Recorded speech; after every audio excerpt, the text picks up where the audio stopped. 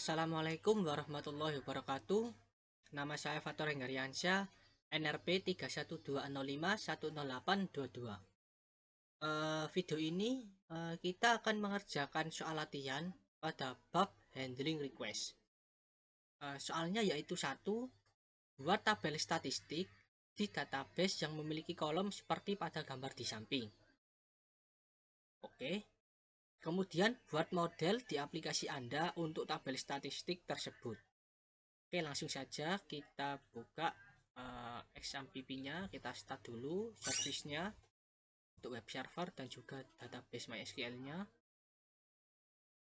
Kemudian kita pergi ke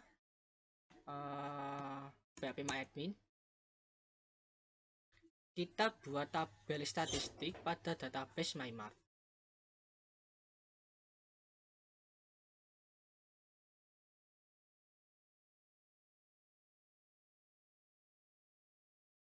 Tabelnya namanya statistik. Kemudian di sini ada ID, ada access time, ada user IP, ada pet info, user host, sorry. Kita tambahkan lagi 2 kolom. Nah, di sini ada pet info dan juga ada query string. Untuk ID-nya biarkan nilainya default yaitu integer, kita jadikan sebagai primary key sekaligus auto increment. Oke. Kemudian untuk access time-nya tipe datanya datetime. Oh, bentar kita lihat dulu tipe datanya, ya betul, datetime.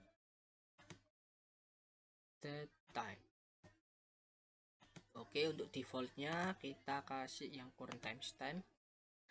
User IP-nya kita kasih varchar, panjangnya 20. Untuk user host juga varchar, panjangnya 50.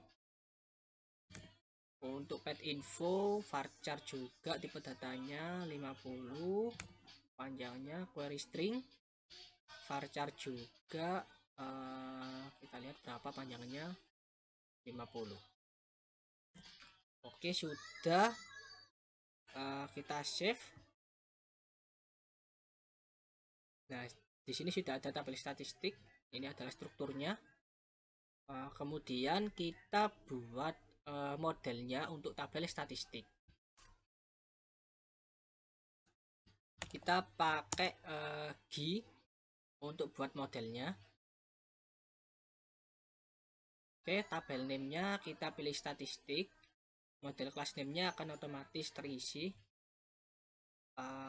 Namespace-nya yaitu backend models. Oke, biarkan. Nah, betul. Kita pada template-nya kita pakai yang default saja. Preview. Kemudian klik generate.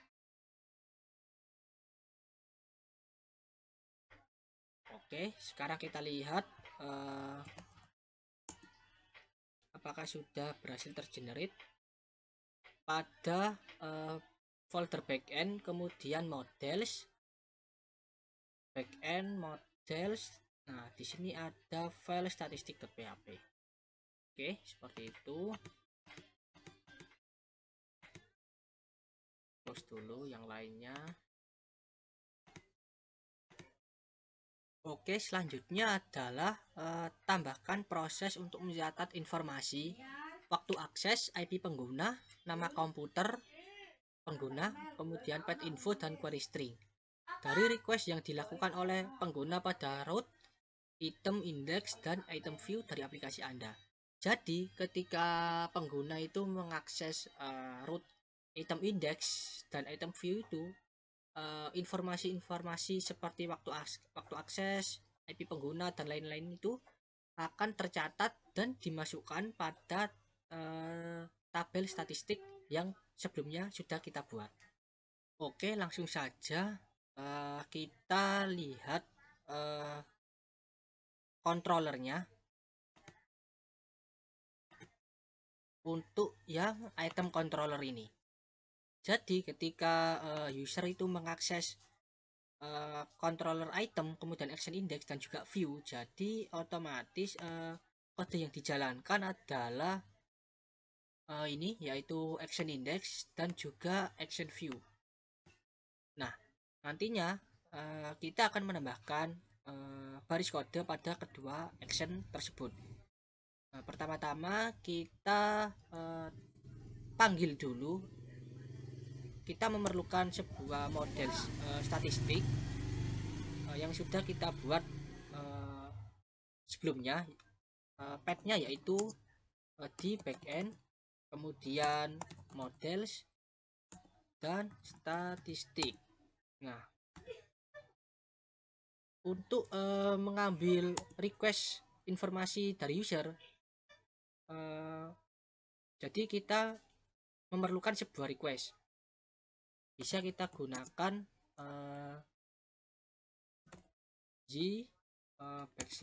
/web request. Nah, ini membantu kita dalam melihat informasi dari user.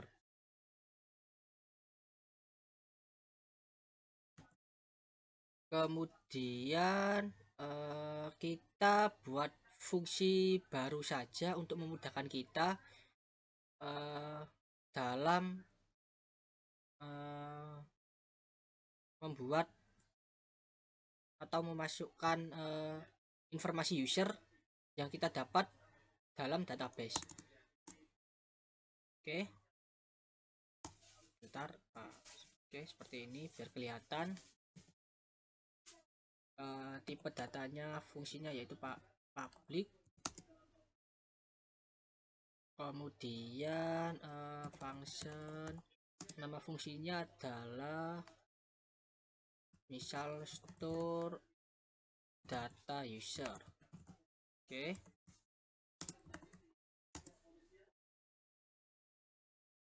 selanjutnya kita akan membuat objek dari request dan juga model statistik. Tentu saja kita buat variabelnya untuk menyimpan objek tadi. Request new request. Oke, kemudian kita buat variabel juga statistik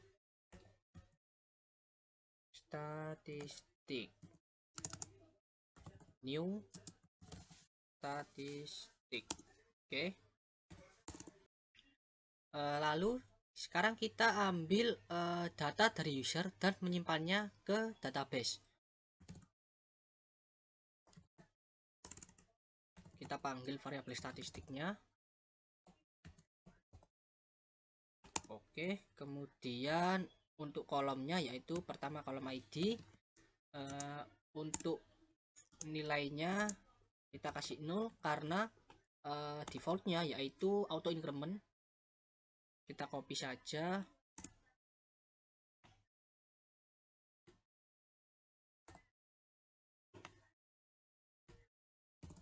Yaitu ada berapa? 5 kolom.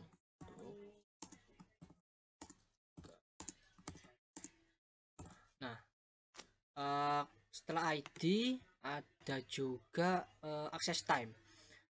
Access time ini kita lewatin saja karena defaultnya current timestamp, yaitu ketika data itu dimasukkan otomatis akan tercatat kapan waktu store datanya tersebut. Kita langsung lompat saja ke user IP. User underscore IP.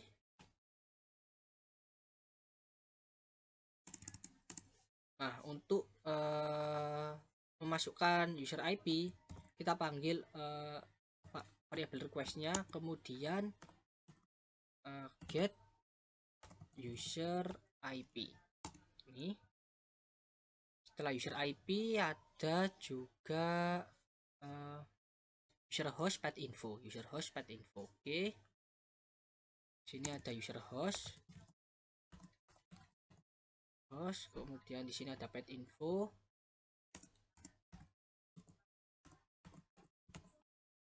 ada query string.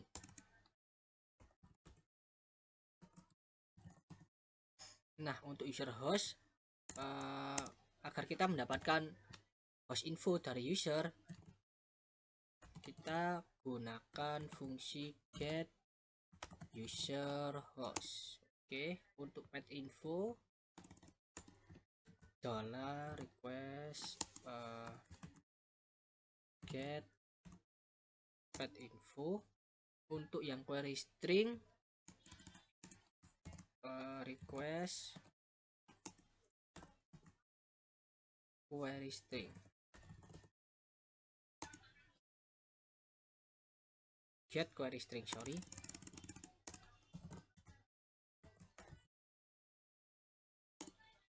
Oke, ini kita hapus saja, kita ganti, kita panggil fungsi save yang ada pada y. Oke, seperti ini. Kemudian Ctrl S. Nah, sudah selesai. Jadi sekarang kita tambahkan fungsi yang tadi kita buat pada action index dan juga view. Mungkin di sini saja. $this nama fungsinya yaitu action store data user.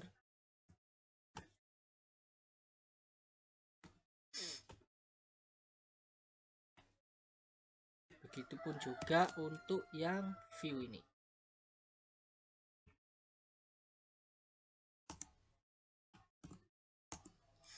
Oke, setelah itu sekarang kita coba lihat hasilnya.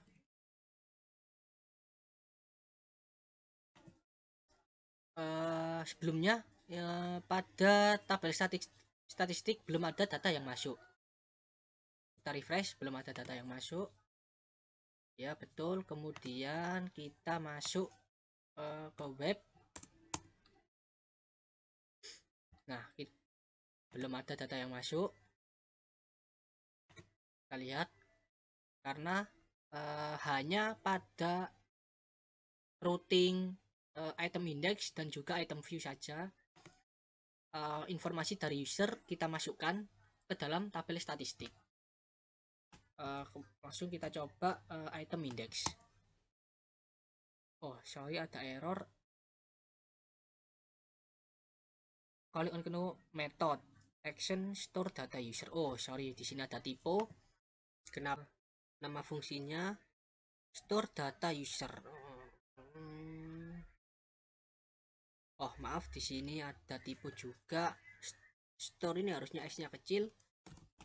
Oke, kita save. Oke, di sini pada tabel statistik datanya masih kosong. Sekarang kita coba akses controller item. Nah, seharusnya data informasi dari user sudah masuk ke dalam tabel statistik. Coba kita refresh. Nah, sudah ada di sini. Untuk akses time-nya segini, untuk user IP-nya yaitu 2.21, ya sama aja seperti localhost. Kalau misal ini saya ganti menjadi 127 127.0.0.1. Nah, seperti ini. Kalau kita refresh, nah di sini juga user IP-nya menjadi 127.0.1. Kemudian jika kita mengakses controller view, action view, nah seharusnya juga data dari user tercatat dan dimasukkan pada tabel statistik. Kalau kita refresh, nah oke, di sini sudah ada datanya yaitu pet-nya, item view, query string-nya, ID sama dengan 1. Sama di sini, ID sama dengan 1.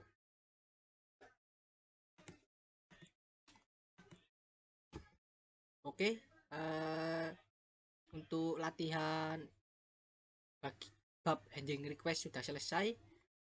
Seperti itu. Wassalamualaikum warahmatullahi wabarakatuh.